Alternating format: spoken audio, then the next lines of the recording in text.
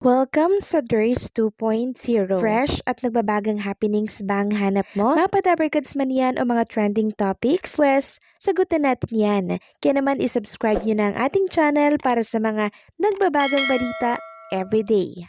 Welcome back again sa ating YouTube channel mga Kadabarkads, and for today's video, ang pag-uusapan natin ay tungkol sa mga importanteng kaganapan sa loob at sa labas ng Itbulaga. So ang tatalakayin natin sa update na to ay may kaugnayan po sa big revelation ng isang EB director sa contract po ni Bimby sa programang Itbulaga, and syempre nag-comment din po siya mga Kadabarkads sa issue po ni Kim Chu laban kay Raisa May Dizon. Ano nga ba yung naging statement po ng EV director na to na viral ngayon sa mundo po ng social media? Naku, mamaya pag-uusapan po natin yan. Pero bago po ang lahat, maraming salamat po sa inyong patuloy na pagsuporta at pagsubaybay po sa mga daily update natin. At simulan na po natin agad-agad ang topic natin sa update na to. Unahin nating pag-usapan ang tungkol nga po dito sa naging TikTok live ni Bimby at Raisa May kahapon, na kung saan marami nga po ang nakapansin na very natural po ni Bimby at Raisa sa isa't isa. At ang dami rin pong revelations sa naturang live na hindi po natin natalakay sa previous update po natin. So kapwa aminado sila Raisa May and Bimby na na-miss po nilang isa't isa. Yung bonding po nila after 13 years na para bang nagbalik po ang nakaraan. At dito nga nagulat po yung lahat. Si Bimby pala wala pong TikTok account. So ngayon pa lamang siya gagawa kasi ang gamit niya pong account kahapon sa TikTok is yung kay Jack Salvador. Yung handler po niya mga Kadabarkads, ito yung kinabilib talaga ng mga netizens at mga Dabarkads natin. Kasi imagine, buong akala po natin may TikTok siya at ma-social media siya, 'di ba? Pero hindi pala, no? Talagang kakaiba po pala yung pagpapalaki ni Miss Chris Aquino dito po kay Bimby, na talaga namang disiplinado. At sa sobrang makwento nga po ni Bimby kahapon sa social media, no?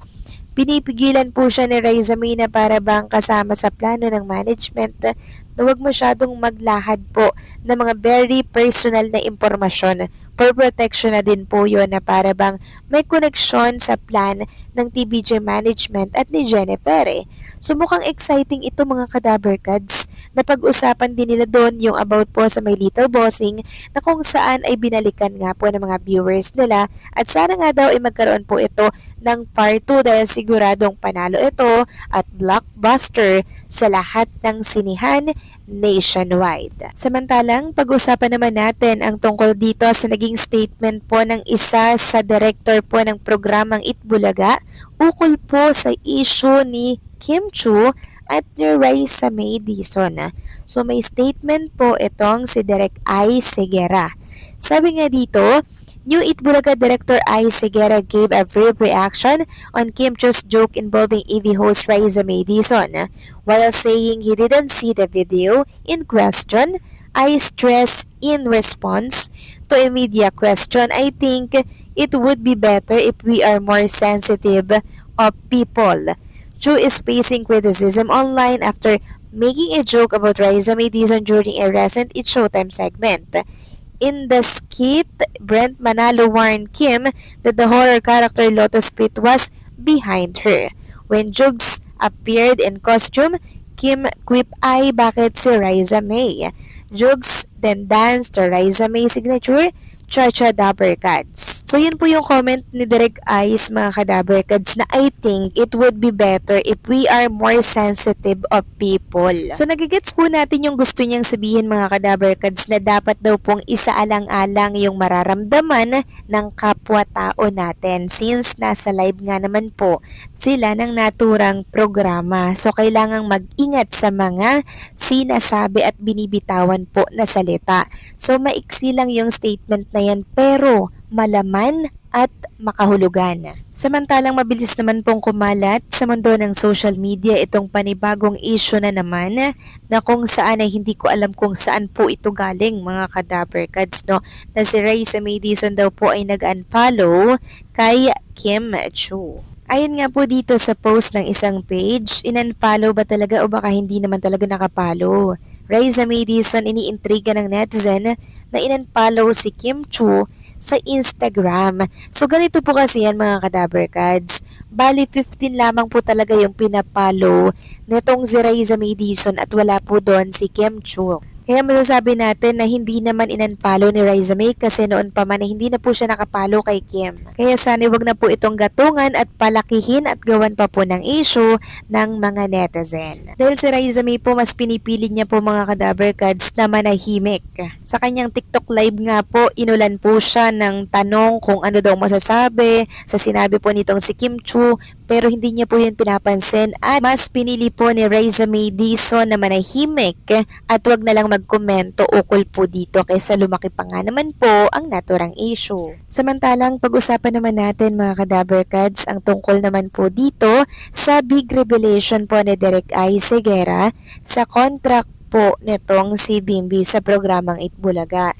So nagtanong po kasi yung parang reporter na kung mariregular daw ba itong si Bimbi sa Itbulaga. Tinanong niya po yan kay Derek Ice. Ayun nga dito, new Itbulaga director Ice Segura gets asked if Bimbi Aquino is going to be a regular on the longest running noontime show.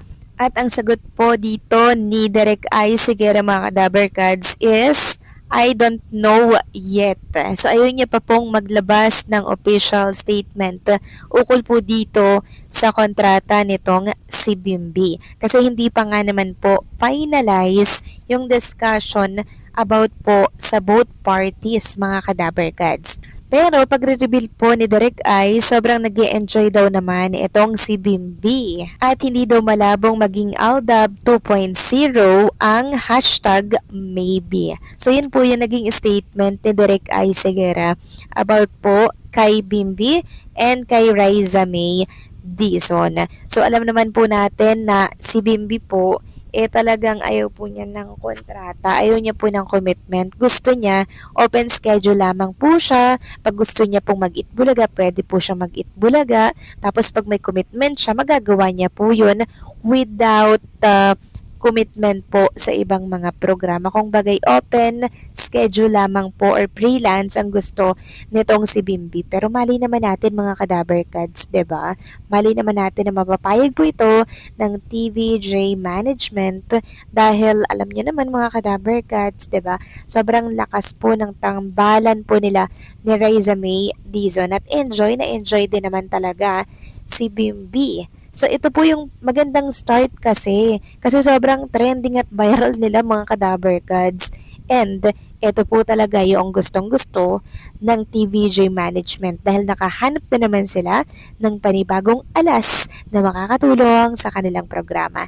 So kayo ba mga kadaber cards, ano masasabi po ninyo dito sa naging statement ni Derek I. Segura kay Bimbi at kay Kim Chu? Please comment down below.